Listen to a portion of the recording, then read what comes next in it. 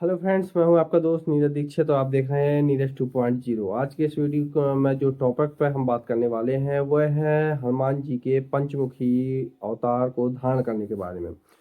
हनुमान जी ने पंचमुखी अवतार क्यों धारण किया? क्या ऐसा कारण था? क्या उनकी ऐसी व्यवस्था थी कि उन्हें अपना पंचमुखी स्वरूप लेना पड़ा? तो इसी बात में हमारे टॉपिक में विस्तार पूर्वक चर्चा करेंगे। तो यदि आपने चैनल को अभी तक सब्सक्राइब, लाइक, शेयर नहीं किया है तो चैनल को सब्सक्राइब करिए, लाइक करिए, शेयर करिए। तब तक हम वीडियो में आगे बढ़ते हैं। तो दोस्तों, हनुमान जी की पूजा आज के युग में लगभग सभी लोग करते हैं, क्योंकि हनुमान जी एक ऐसे देवता हैं जिनकी भक्ति कम समय में करने पर ही तुरंत वो फल प्रदान करने वाले देवता माने जाते हैं। इसके साथ साथ उनको खरा देवता भी कहा गया है, क्योंकि उन्हें दुनिया की फालतू बातें पसंद नहीं है। अपना काम, अपनी पूजा करो और अपना फल प्राप्त करो।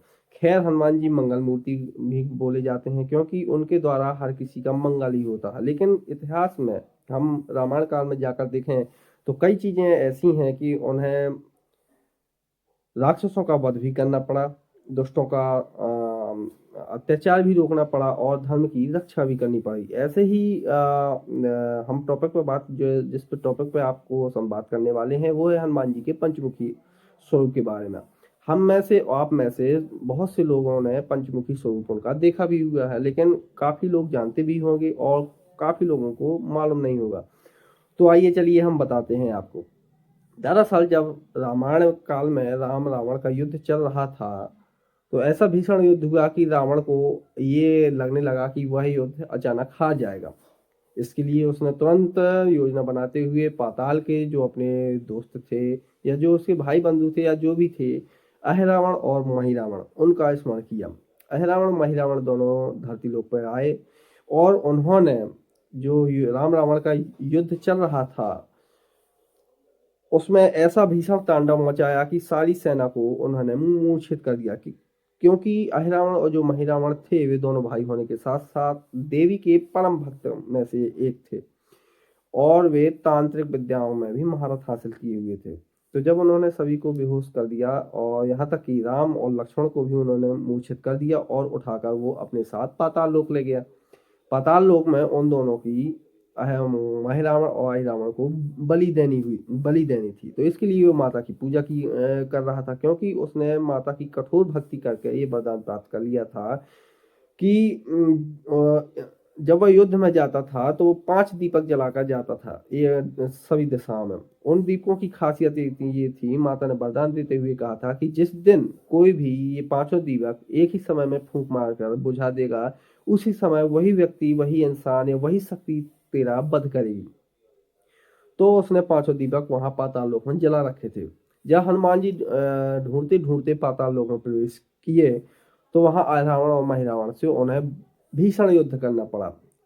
खैर, हनुमान जी तो बल बुद्धि के स्वामी हैं ही, और उन्होंने अपने बल बुद्धि के द्वारा एवं माता की कृपा से ये ज्ञात कर लिया कि ये पांचों दिशाओं में जो दीपक जल रहे हैं उनको ही एक फूंक में मारकर बुझाना पड़ेगा, तभी इन दोनों का वध सुनिश्चित है। इसलिए उन्होंने वहीं पर पंचमुखी स्वरूप को धारण किया और एक ही फूंक में, यानी पांचों शीशों से एक ही बार में फूंक मारी और पांचों दीपकों को एक साथ बुझा दिया।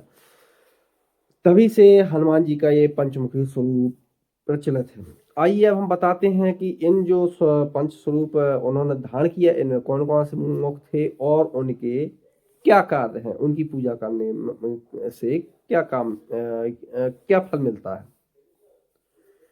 तो आइए चलिए शुरू करते हैं। पहला स्वरूप है बानर स्वरूप।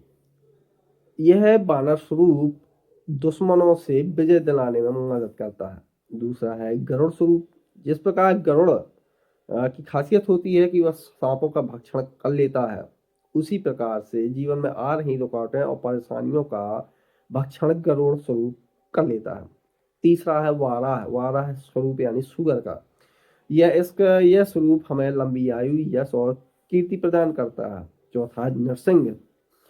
इसकी पूजा करने पर हमारे जो जीवन में तनाव मुश्किलें होती हैं वो दूर होती हैं। और पांचवा जो अंतिम स्वरूप है वह है अश्व यानी घोड़ा का।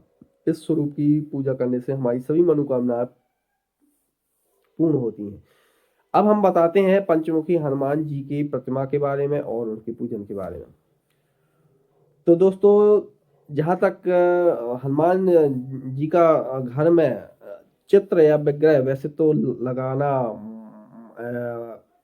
कम ही लोगों को दिखाई देता है, कम ही लोग हनुमान जी का चित्र घर में लगाते हैं, क्योंकि वह एक ब्रह्मचारी भी हैं और वह श्री राम के अनन्य सेवक हैं।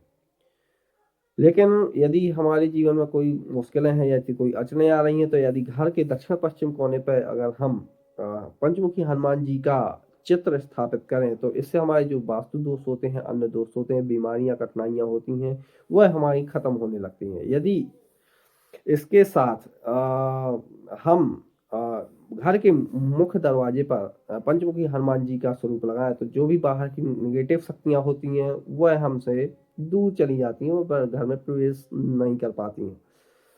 आइए हम बताते हैं इनकी पूजा कैसे करें। यदि आप सबसे पहले तो अच्छा माना जाता है कि हनुमान जी की मंदिर में ही जाकर इनकी पूजा करें। यदि फिर भी आपको घर में ही करनी है, तो एक एकांत कमरे में पंचमुखी हनुमान जी का स्वरूप रखिए। उस कमरे पर ध्यान रखें कि कोई भी अशुद्ध यानी मतलब बिना नहाए धोए गंदे कपड़े पहने हुए उस स्थान पर ना जाए जहाँ पर हनुमान जी की प्रतिमा या पूजा का कक्ष स्थापित हो।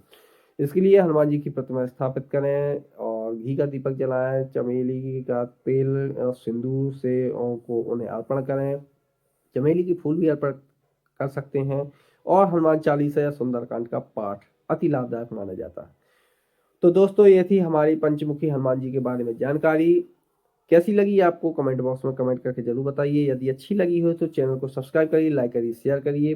अगले वीडियो में हम फिर किसी नए टॉपिक के साथ मिलते हैं। तब तक के लिए आगे दीजिए अपने स्नेह क्षेत्र को देखते रहिए Neeraj 2.0। Bye bye, love you, take care.